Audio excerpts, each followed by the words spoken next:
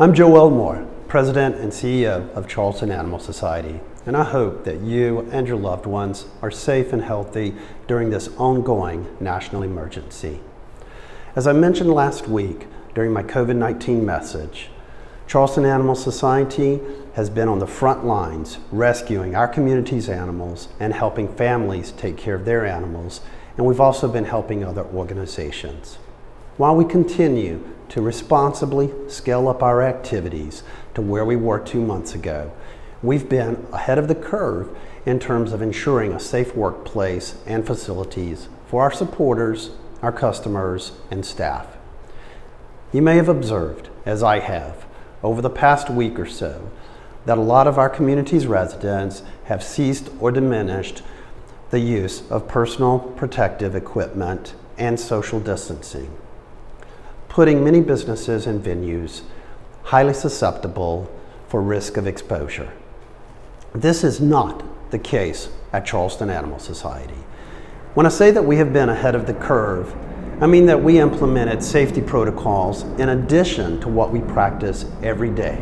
Keep in mind, Charleston Animal Society is very conscious of both individual and herd health on a daily basis and is the only accredited animal rescue organization in the entire Low Country, following the highest of standards. For those of you who have visited the Animal Society in the past couple of months, you've noticed that our staff are outdoors to greet you and introduce you to the safe protocols we have implemented.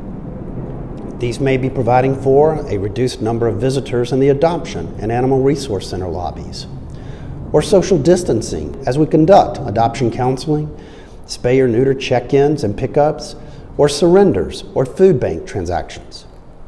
Of course, you've also noticed that our staff wear masks and gloves as they interact with you and do as much as they can behind a plexiglass barrier.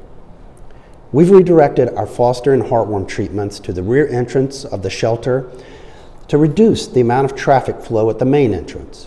In addition, our staff come to your vehicle to get your pet. There is so much more that we do, including sanitizing all common surfaces, such as entry and exit door handles, light switches, commonly used office and other equipment, and bathroom facilities 3 times every day. We also require all staff to wash or sanitize their hands at least every hour and after touching anything that someone else might touch. Much more is involved in what we've been doing to ensure safe and healthy facilities, but I wanted to share a few of the safe practices with you.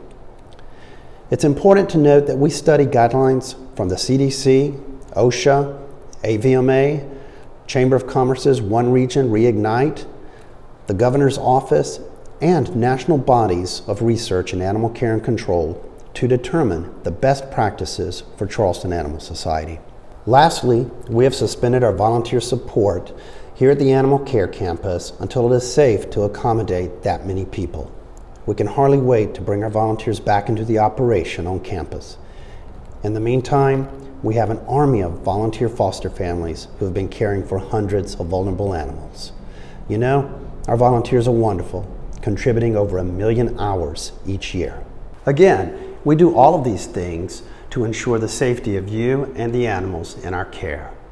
While we anticipate being at full speed on June 1st, our plans might change pending the status of the coronavirus in our community, and we will act responsibly. I want to thank each of you, all of you, for your continued support and understanding during this unprecedented national crisis. Stay safe, stay healthy, Charleston strong. When you can't stand alone, I'll be your comfort. When all you go